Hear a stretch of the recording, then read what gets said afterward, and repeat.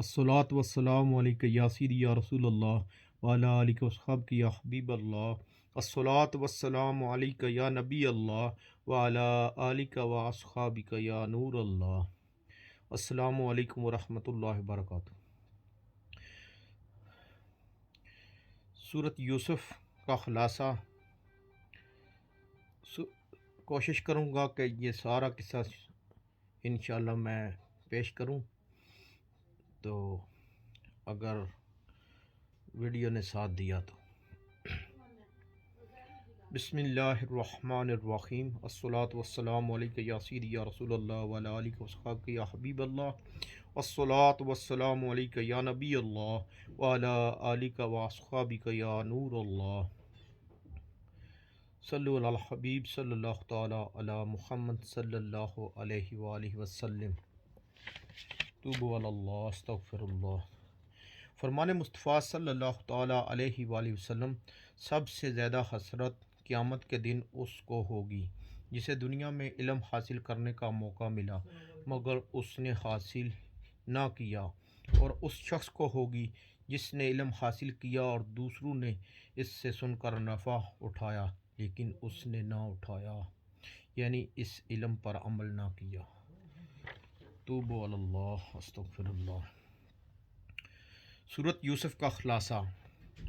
اللہ تعالیٰ نے حضرت یوسف علیہ السلام کے قصہ کو احسن والقصص یعنی تمام قصوں میں سب سے اچھا قصہ فرمایا ہے، اس لیے کہ حضرت یوسف علیہ السلام کی مقدس زندگی کے اتار چڑھاؤ میں اور رنج و راحت اور غم و سرور کے مدوجز میں ہر ایک واقعہ بڑی بڑی عبرتوں اور نصیحتوں کے سامان اپنے دامن میں لیے ہوئے ہے، اس لیے ہم اسے قصہ عجیبہ کا خلاصہ تحریر کرتے ہیں تاکہ ناظرین اس سے عبرت حاصل کریں اور خداوند قدوس کی قدرتوں کا مشاہدہ کریں۔ حضرت یعقوب بن اسحاق بن ابراہیم علیہ السلام کے 12 بیٹے تھے جن کے نام یہ ہیں: نمبر 1 یہودا، نمبر 2 روبیل، نمبر 3 شمعون، نمبر 4 لاوی، نمبر 5 زبولون، نمبر 6 یسجیر، نمبر 7 دان، نمبر 8 نفتالی، نمبر 9 جاد، نمبر 10 عاشر، نمبر 11 یوسف، نمبر 12 بنیامین۔ حضرت بنیامین حضرت یوسف علیہ السلام کے حقیقی بھائی تھے، باقی دوسری ماؤں سے تھے۔ حضرت یوسف علیہ السلام اپنے تمام بھائیوں میں سب سے زیادہ اپنے باپ کے پیارے تھے، اور چونکہ ان کی پیشانی پر نبوت کے نشان درخواست تھے، اس لیے حضرت یعقوب علیہ السلام ان کا بے حد اکرام اور ان سے انتہائی محبت فرماتے تھے۔ 7 برس کی عمر میں حضرت یوسف علیہ السلام نے یہ خواب دیکھا کہ 11 ستارے اور چاند سورج ان کو سجدہ کر رہے ہیں۔ حضرت یوسف علیہ السلام نے جب اپنا یہ خواب اپنے والد ماجد حضرت یعقوب علیہ السلام کو سنایا تو آپ نے ان کو منع فرما دیا کہ پیارے بیٹے، خبردار تم اپنا یہ خواب اپنے بھائیوں سے مت بیان کر دینا، ورنہ وہ لوگ جذبہ حسد میں تمہارے خلاف کوئی خفیہ چال دیں گے۔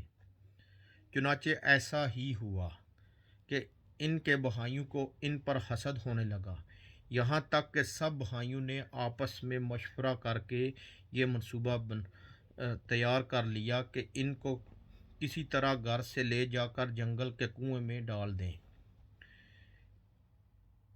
اس منصوبہ کی تکمیل کے لیے سب بھائی جمع ہو کر حضرت یعقوب علیہ السلام کے پاس گئے اور بہت اصرار کر کے شکار اور تفریح کا بہانہ بنا کر ان کو جنگل میں لے جانے کی اجازت حاصل کر لی اور ان کو گھر سے کندھوں پر بٹھا کر لے چلے، لیکن جنگل میں جا کر دشمنی کے جوش میں ان کو زمین پر پٹخ دیا اور سب نے بہت زیادہ مارا۔ پھر ان کا کرتا اتار کر اور ہاتھ پاؤں باندھ کر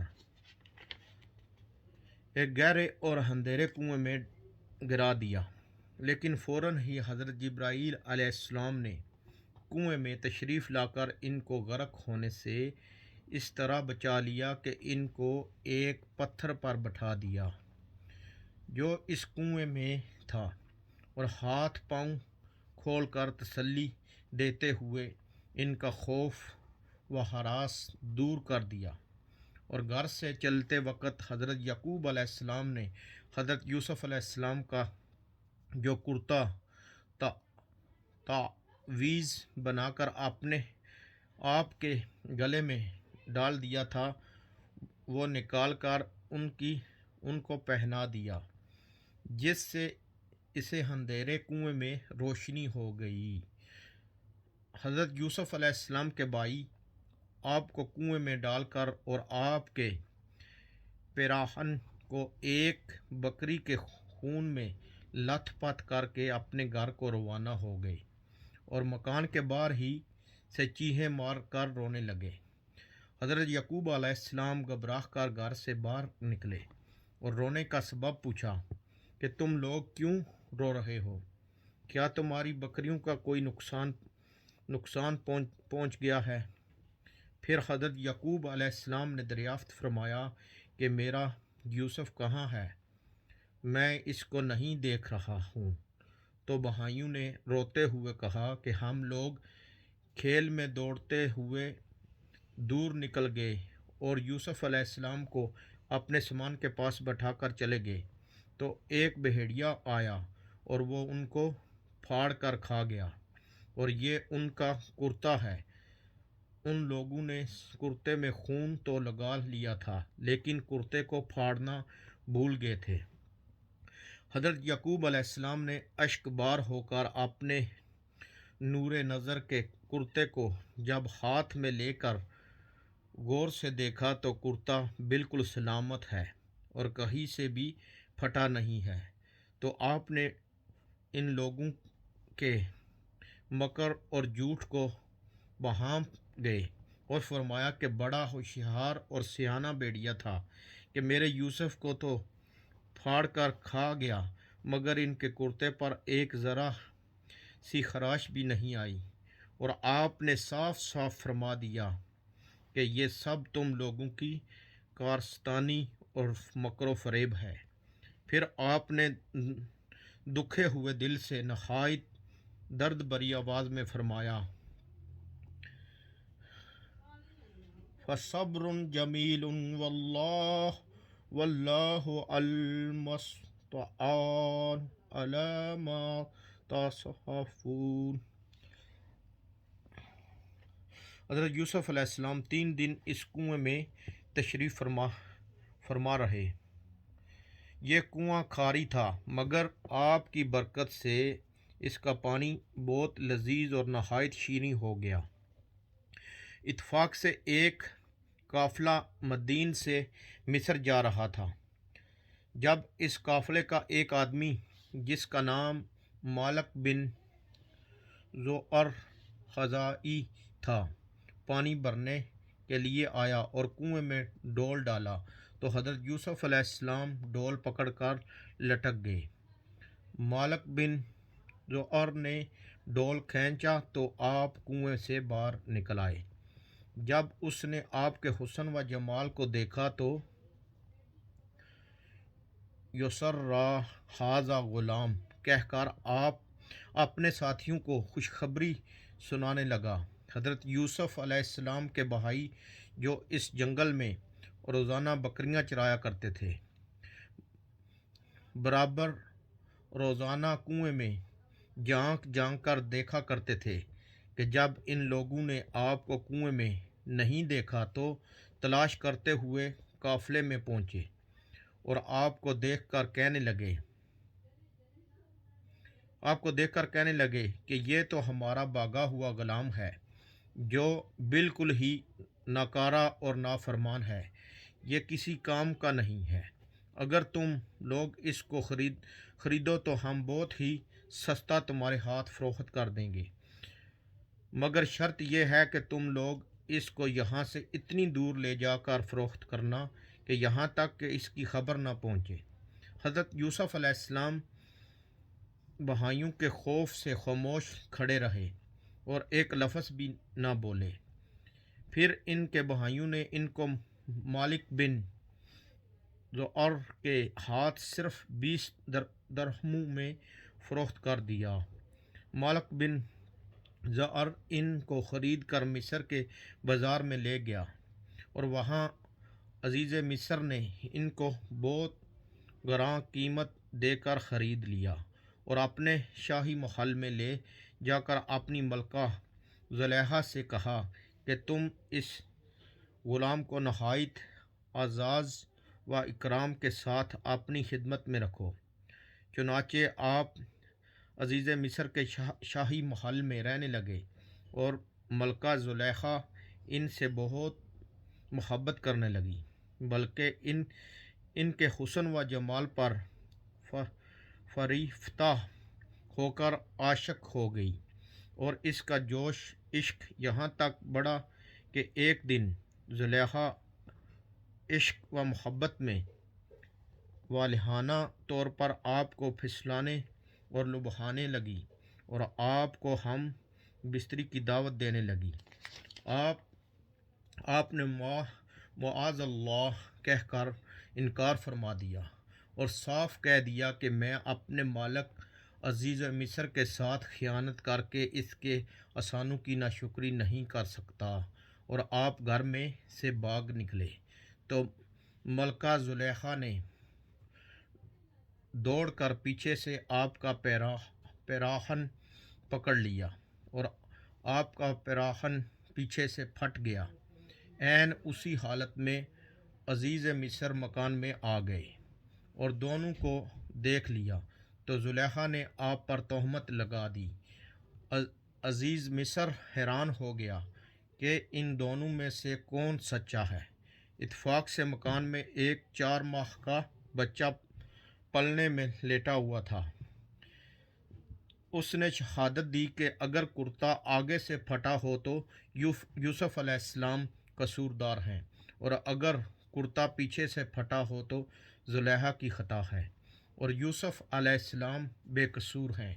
جب عزیز مصر نے دیکھا تو کرتا پیچھے سے پھٹا ہوا تھا، فوراً عزیز مصر نے زلیخا کو خطاوار قرار دے کر ڈانٹا اور حضرت یوسف علیہ السلام سے یہ کہا کہ اس کا خیال و ملال نہ کیجیے۔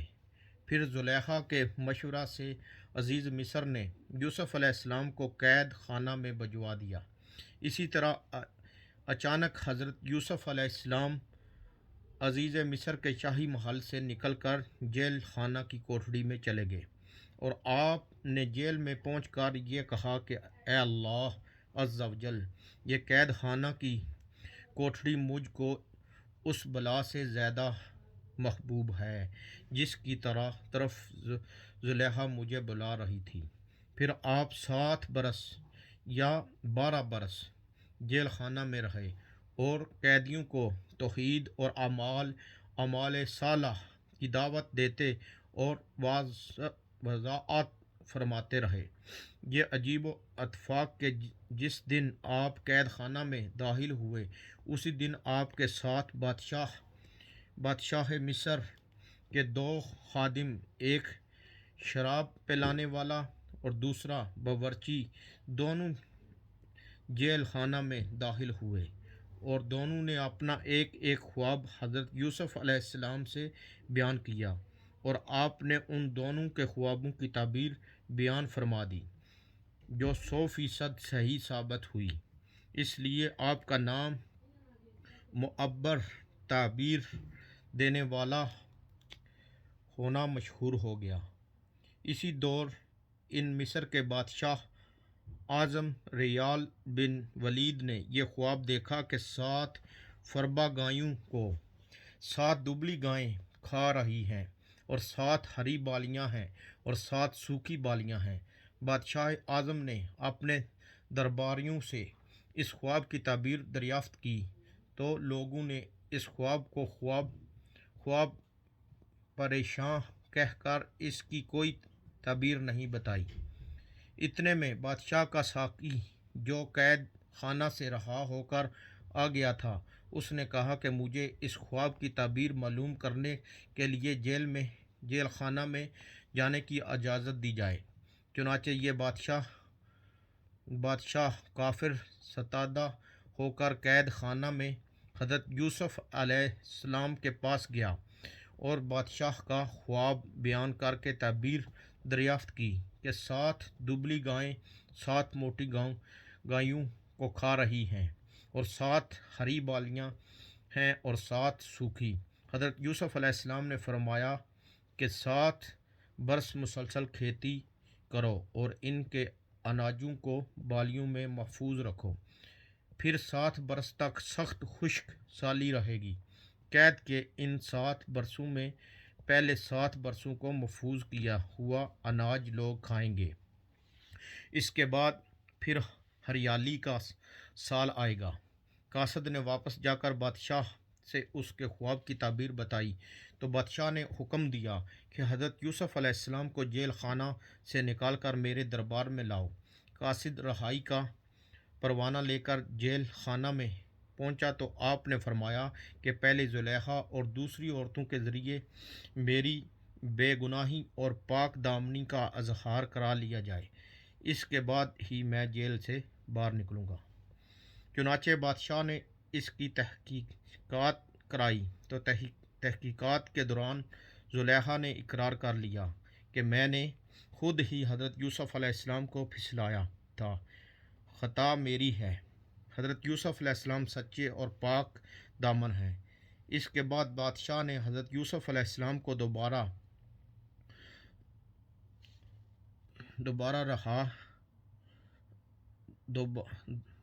دربار میں بلا کر کہہ دیا کہ آپ ہمارے معتمد اور ہمارے دربار کے معزز ہیں۔ حضرت یوسف علیہ السلام نے کہا کہ آپ زمین سنبھال لو۔ حضرت یوسف آپ زمین کے خزانوں کے انتظامی امور اور حفاظتی نظام کے انتظام پر میرا تقرر کر دیں، میں پورے نظام کو سنبھال لوں گا۔ بادشاہ نے خزانے کا انتظامی معاملہ اور ملک کے نظام و انظام کا پورا شعبہ آپ کے سپرد کر دیا۔ اس طرح ملک مصر کی حکمرانی کا اقتدار آپ کو مل گیا۔ اس کے بعد آپ کے خزانوں کا نظام اپنے ہاتھ میں لے کر 7 سال تک کھیتی کا پلان چلایا اور اناجوں کو بالیوں میں محفوظ رکھا، یہاں تک کہ قحط خشک سالی کا دور شروع ہو گیا تو پوری سلطنت کے لوگ غلے کی خریداری کے لیے مصر آنا شروع ہو گئے اور آپ نے غلوں کی فروخت شروع کر دی۔ اسی سلسلے میں آپ کے بھائی کنعان سے مصر آئے۔ حضرت یوسف علیہ السلام نے تو ان لوگوں کو دیکھتے ہی پہلی نظر میں پہچان لیا، مگر آپ کے بھائیوں نے آپ کو بالکل ہی نہیں پہچانا۔ آپ نے ان لوگوں کو غلہ دے دیا اور پھر فرمایا کہ تمہارا ایک بھائی بنیامین ہے، آئندہ اس کو بھی ساتھ لے کر آنا، اگر تم لوگ آئندہ اس کو نہ لائے تو تمہیں غلہ نہیں ملے گا۔ بھائیوں نے جواب دیا کہ ہم اس کے والد کو رضامند کرنے کی کوشش کریں گے۔ پھر حضرت یوسف علیہ السلام نے اپنے غلاموں سے کہا کہ تم لوگ ان کی نقدیوں کو ان کی بوریوں میں ڈال دو تاکہ یہ لوگ جب اپنے گھر پہنچ کر ان نقدیوں کو دیکھیں تو امید ہے کہ ضرور یہ لوگ واپس آئیں گے۔ چنانچہ جب یہ لوگ اپنے والد کے پاس پہنچے تو کہنے لگے کہ ابا جان اب کیا ہوگا؟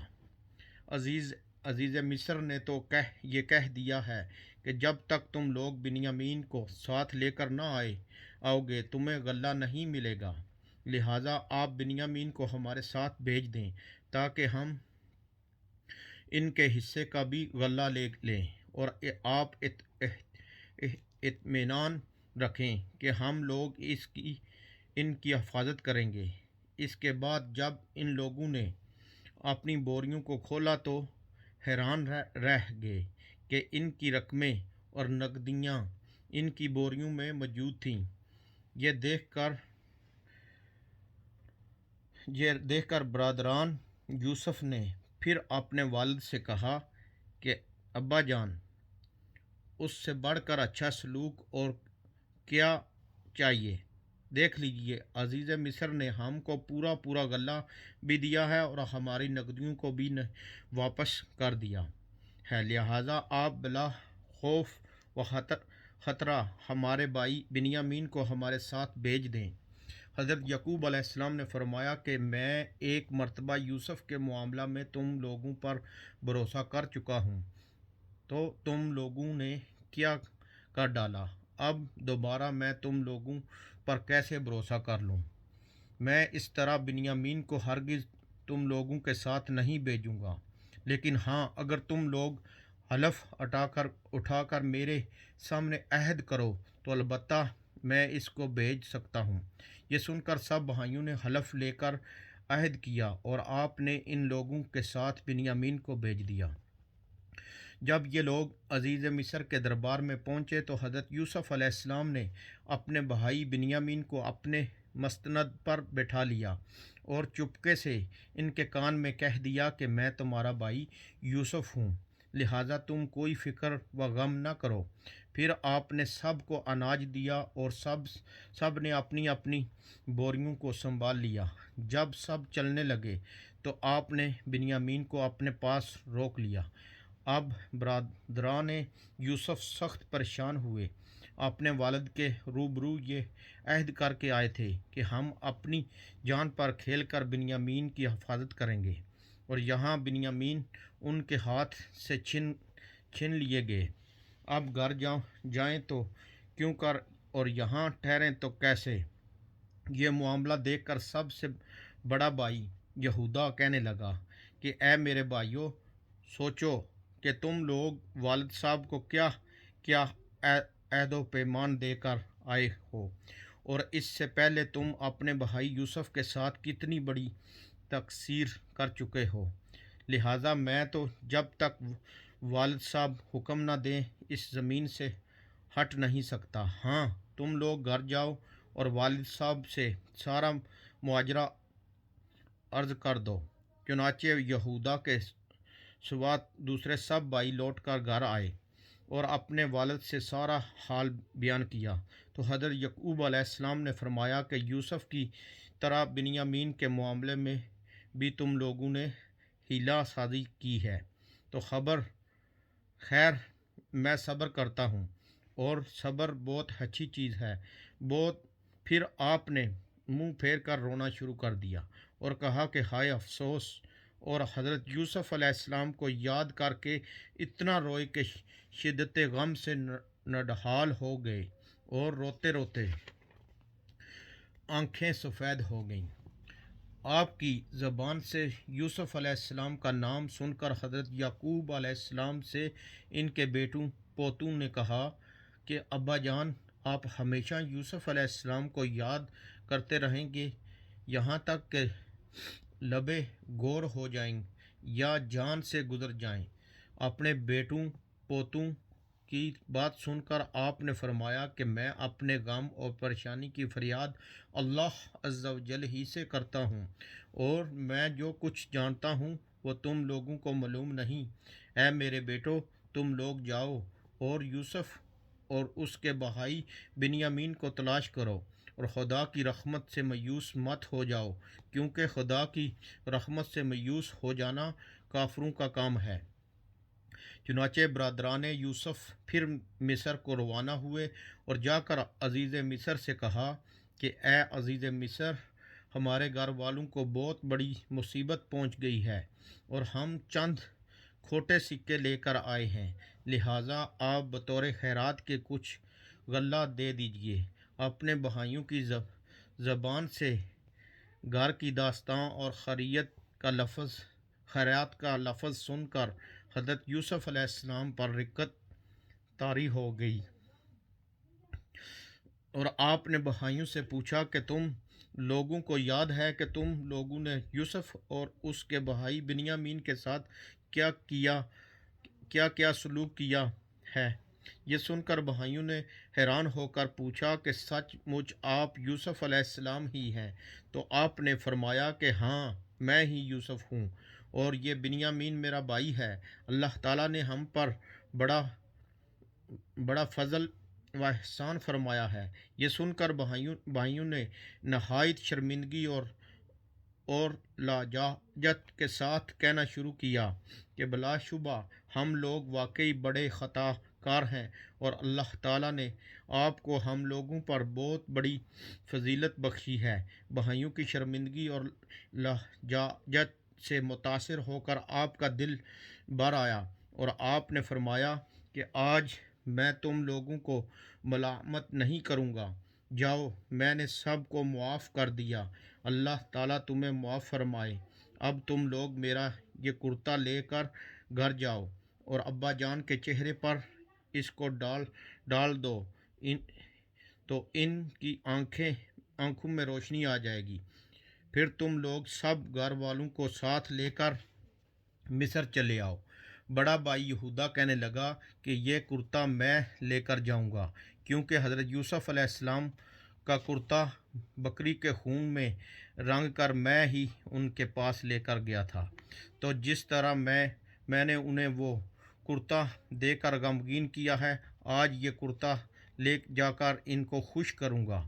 چنانچہ یہودا کرتا لے کر گھر پہنچا اور اپنے والد کے چہرے پر ڈال دیا، تو ان کی آنکھوں میں بینائی آ گئی۔ سبحان اللہ۔ پھر حضرت یعقوب علیہ السلام نے تہجد کے وقت کے بعد اپنے سب بیٹوں کے لیے دعا فرمائی، اور یہ دعا مقبول ہو گئی۔ چنانچہ آپ پر یہ وحی اتری کہ آپ نے صاحبزادوں کی خطائیں بخش دی گئیں، آپ کے صاحبزادوں کی خطائیں بخش دی گئیں۔ پھر مصر کو روانگی کا سامان ہونے لگا۔ حضرت یوسف علیہ السلام نے اپنے والد اور سب اہل عیال کو لانے کے لیے بھائیوں کے ساتھ 200 سواریاں بھیج دی تھیں۔ حضرت یعقوب علیہ السلام نے اپنے گھر والوں کو جمع کیا تو کل 72 یا 73 آدمی تھے، جن کو ساتھ لے کر آپ مصر روانہ ہو گئے۔ مگر اللہ تعالیٰ نے آپ کی نسل میں اتنی برکت عطا فرمائی کہ جب حضرت موسیٰ علیہ السلام کے وقت میں بنی اسرائیل مصر سے نکلے تو 6 لاکھ سے زیادہ تھے، حالانکہ حضرت موسیٰ علیہ السلام کا زمانہ حضرت یعقوب علیہ السلام کے مصر جانے سے صرف 400 سال بعد کا زمانہ ہے۔ جب حضرت یعقوب علیہ السلام اپنے اہل و عیال کے ساتھ مصر کے قریب پہنچے تو حضرت یوسف علیہ السلام نے 4000 لشکر اور بہت سی مصری سواریوں کو ساتھ لے کر آپ کا استقبال کیا، اور 100 ہار ریشمی جھنڈے اور قیمتی پرچم لہراتے ہوئے کتاریں باندھے ہوئے مصری باشندوں جلوس کے ساتھ روانہ ہوئے۔ حضرت یعقوب علیہ السلام اپنے فرزند یہودا کے ہاتھ پر ٹیک لگائے تشریف لا رہے تھے۔ جب ان لشکروں اور سواریوں پر آپ کی نظر پڑی تو آپ نے دریافت فرمایا کہ یہ فرعون مصر کا لشکر ہے۔ تو یہودا نے عرض کیا کہ جی نہیں، یہ آپ کے فرزند حضرت یوسف علیہ السلام ہیں، جو اپنے لشکروں اور سواریوں کے ساتھ آپ کے استقبال کے لیے آئے ہوئے ہیں۔ آپ کو متعجب دیکھ کر حضرت جبرائیل علیہ السلام نے فرمایا کہ اے اللہ عز و جل کے نبی، ذرا سر اٹھا کر فضائے آسمانی میں نظر فرمائیے کہ آپ کے سرور شادمانی میں شرکت کے لیے ملائکہ کا جمع غفیر حاضر ہے جو مدتوں آپ کے غم میں روتے رہے ہیں۔ ملائکہ کی تسبیح اور گھوڑوں کی ہنہناہٹ اور طبل و تبوک کی آوازوں نے عجیب سماع پیدا کر دیا تھا۔ سبحان اللہ۔ جب باپ بیٹے دونوں قریب ہو گئے اور حضرت یوسف علیہ السلام نے سلام کا ارادہ کیا تو حضرت جبرائیل علیہ السلام نے کہا کہ آپ ذرا تو کف کیجئے اور اپنے پرد بزرگوں کو ان کے رقت انگیز سلام کا موقع دیجیے۔ چنانچہ حضرت یعقوب علیہ السلام نے ان لفظوں کے ساتھ سلام کہا کہ السلام علیکہ یا محدب الاحزان، یعنی اے تمام غموں کو دور کرنے والے، آپ پر سلام ہو۔ پھر باپ بیٹوں نے نہایت گرمجوشی کے ساتھ معانقہ کیا اور فرط مسرت میں دونوں خوب روئے۔ پھر ایک استقبالیہ خیمہ میں تشریف لے گئے جو خوب مزین اور آراستہ کیا گیا تھا۔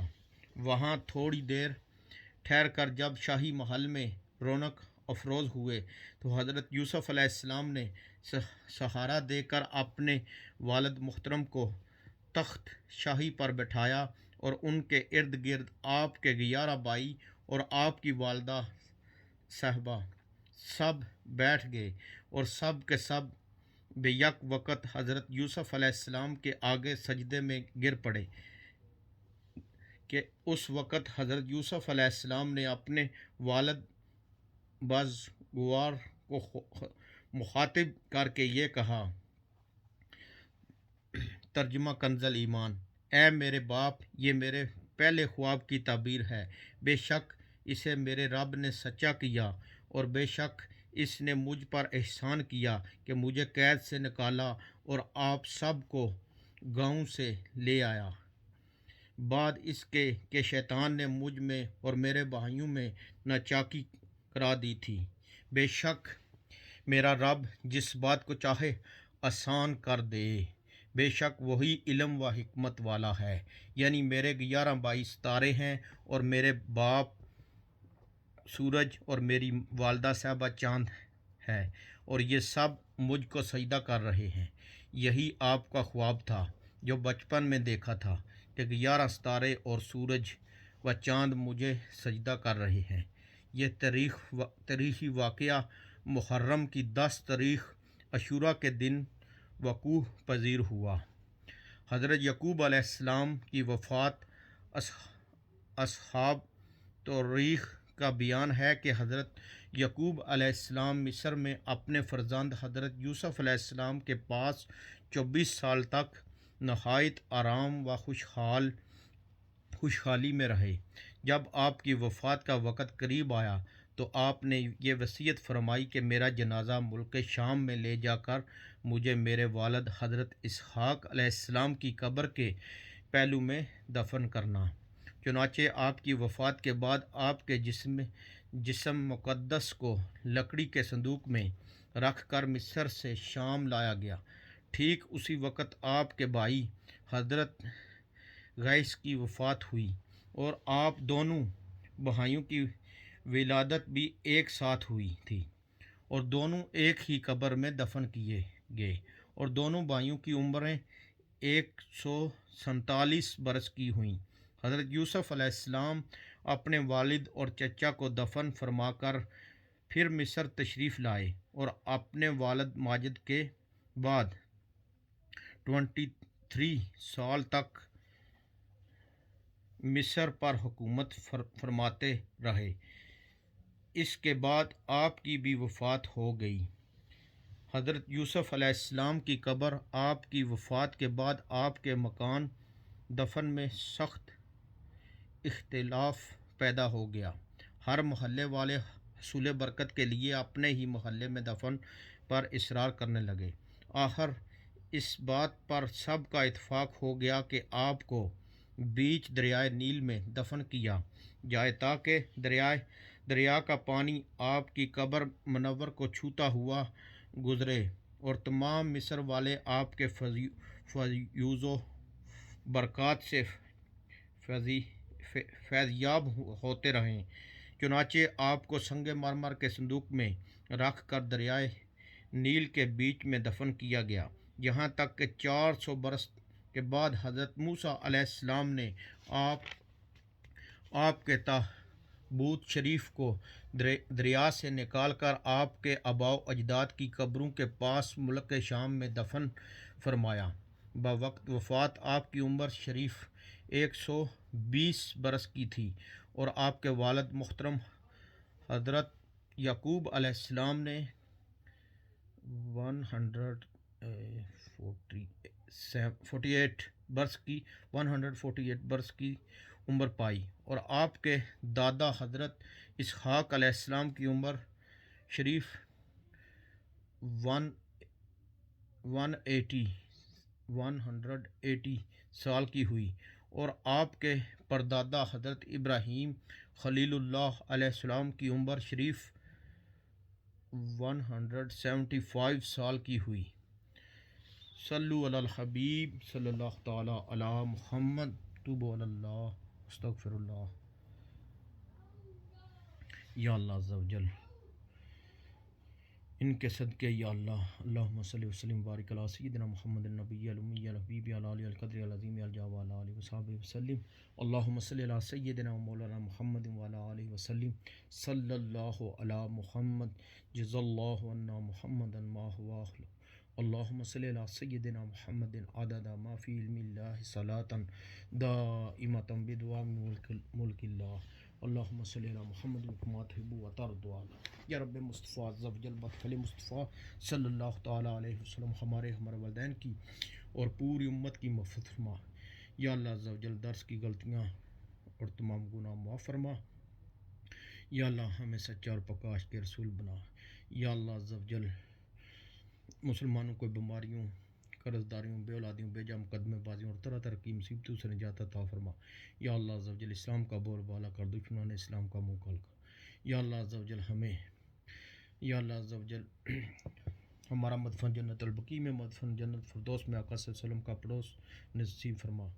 یا اللہ عز و جل یا اللہ جو مانگ سکے جو نہیں مانگ سکے ہمارے حق میں بہتر ہے قبول فرما۔ کہتے رہتے ہیں دعا واسطے بندے تیرے، کر دے پوری آرزو ہر بے قسم مجبور کی، بحق لا الہ الا اللہ محمد رسول اللہ صلی اللہ تعالیٰ علیہ وسلم۔